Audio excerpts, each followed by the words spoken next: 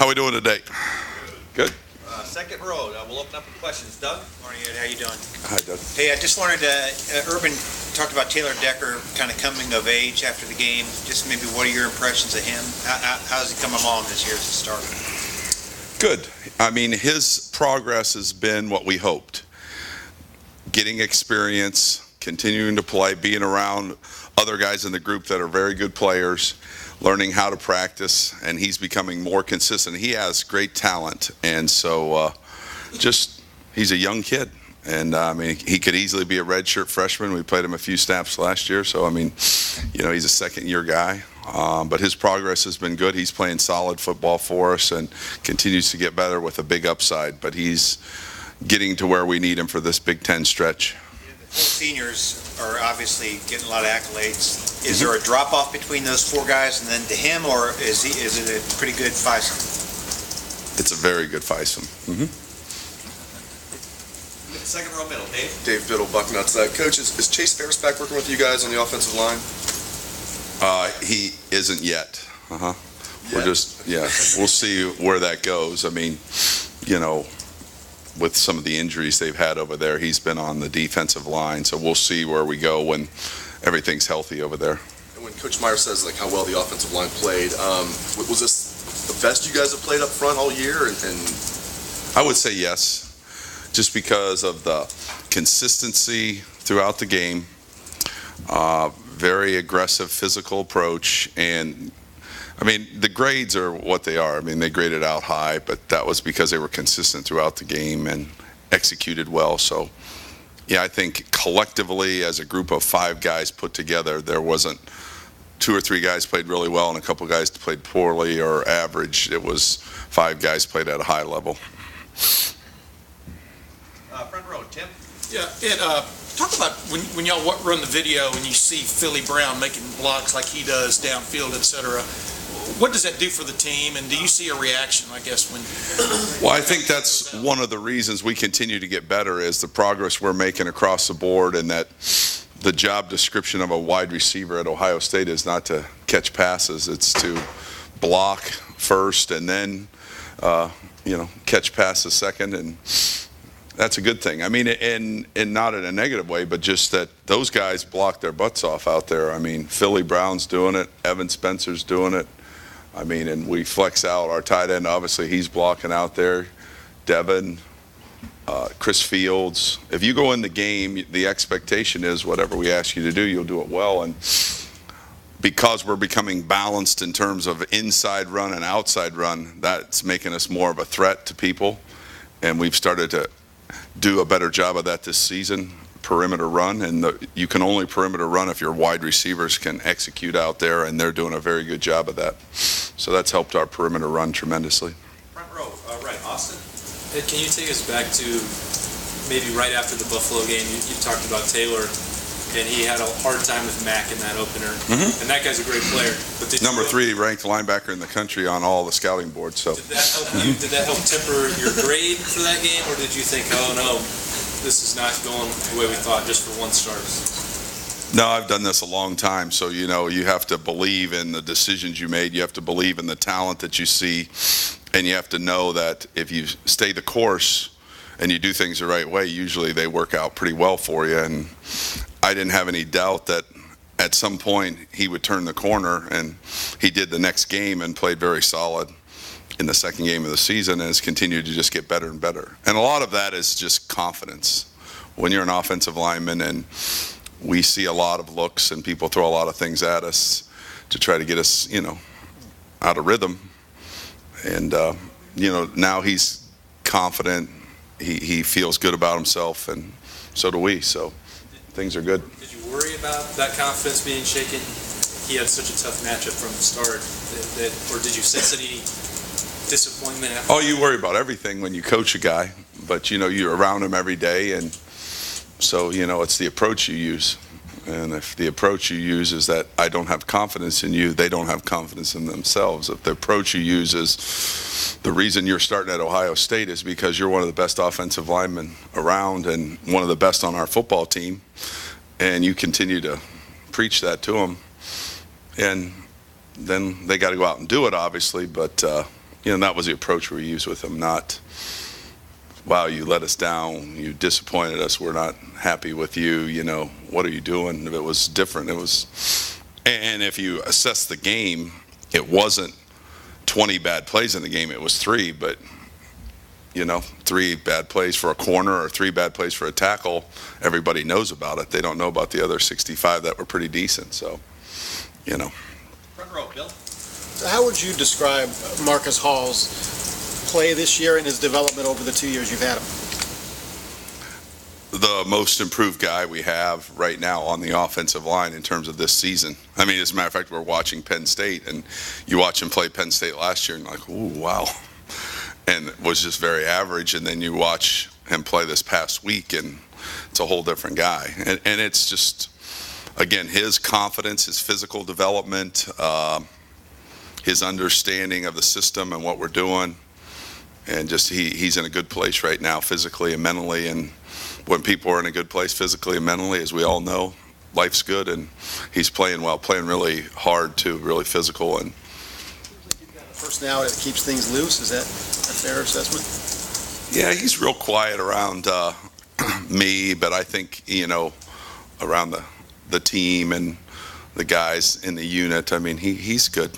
I mean, I think he's a pleasant change of pace for us. Yeah. But we have that whole group is a bunch of characters. I mean, there are 5 guys that are all like this, but they're all very different, very different. Front row, middle, Todd. Offensive line can be one of those positions where it's almost like, it seems that every year it's either feast or famine, the coach. Is this an enjoyable season to be a line coach here because of how well you guys are playing? Does it feel? So far, it's enjoyable. Yeah, it's very enjoyable. Well, it's enjoyable because it takes a lot of work and a lot of cohesion, and it's a slow process bringing an offensive lineman along, and it's step by step. And when they're in rhythm and they're all in sync and they're all coordinated, then when you get that, really good things can happen for you, and that takes a while. But I thought we got into that rhythm last year about the time we played Michigan State, and I think we're starting to get into that rhythm now with that group as well. And that's part of it too, is it doesn't happen as quickly as maybe some other things, but yeah, it's enjoyable, first of all, to go in there with the attitude they have and to be around them and to watch them work. And they don't go out to practice. Like yesterday, they didn't go out to practice and pat themselves on the back. They worked, and it was good. And so when you're around guys that are willing to work hard, take coaching, and have talent, and they enjoy what they do, and it's funny too, because they all want to get better still. There's nobody, I mean, every one of them's talking about, what do I got to do to get better? These are things, and got to keep them motivated, so we keep them on edge a little bit. Back row, Ari.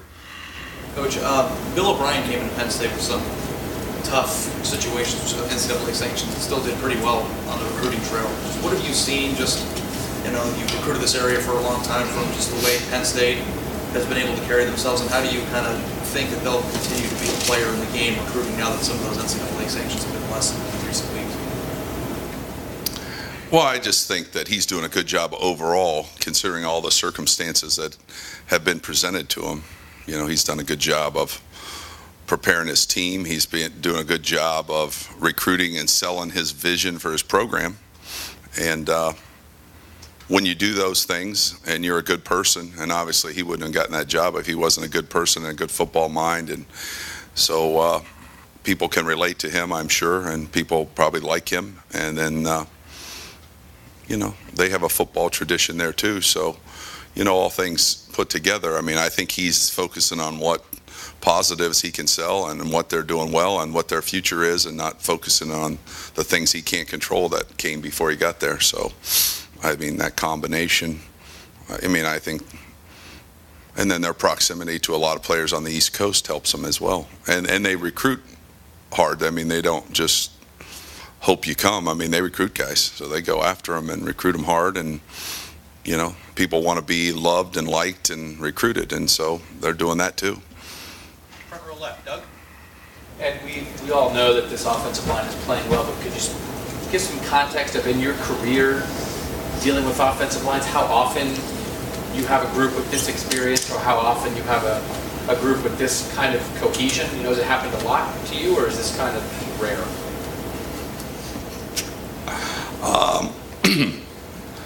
It happens some, I don't know that it's rare. I mean, I hope in my case to say it would be rare would, I think it's happened. The last stop I was at, I know it happened. I know it happened at the stop before that. So, I mean, every place I've been at some point, we've had good offensive lines, and I think, that's what we strive to do. I mean, I understand the importance of that. If our offensive line plays well, we have a really good chance to win a game. If they don't play well, there's a very slight chance that we can win a game. So it's my obligation to get an offensive line ready to play at a high level so we have a chance to win every game. And I take great pride in doing that. And if you have talent and you have players that'll work hard and you have players that are coachable, then you can put together a good offensive line as long as it's based on fundamentals and effort. So, I mean, we talk about, technique and toughness for our offensive line. Those are the two trademarks of what we want to be, real good fundamentals and a very tough outfit. And we practice that way. And because we practice that way every day, then things happen in the game. We're prepared to be in those kind of battles and play that way. It's fun when it does, but I mean, I've been around it enough because I've been doing this a long time, I guess, that I've been exposed to good O-line play, and so that's my expectation, that when my group jogs out there on the field, they're going to play good, and they're going to be well coached, and they're going to be ready to go, and they're going to help us win games. So anything less than that, then I'm not doing my job. So. With each other in terms of like who grades out as a champion or who gets offensive player of the week, or they're competitive, but they are not competitive in that why did he grade higher than me, why was he this, or why was he that. They're not that. That's slightly selfish. They aren't that at all. They couldn't be happier for Andrew Norwell being co-champion, or Jack co-champion, or this guy's first team all conference last year, or this guy's second team. And when we talked about Marcus having maybe his best game of the season, probably was for sure. I mean, the first thing we did when we walked into the meeting room and I summarized the game before we watched the film, and we're talking about the grades and we're talking about some corrections, and somebody says, I think we should have 3 claps for Marcus. And in our room, when you get 3 claps, that's a big deal. So if somebody comes in, Coach Bruce comes in to visit, it's 3 claps for Coach Bruce. Ready, set, go. We give him 3 claps, and it's all in unison, and the whole team wanted to give Marcus 3 claps. So when you do something really good, that's how they acknowledge it. So it's really a pretty good thing, and they're proud of Taylor too.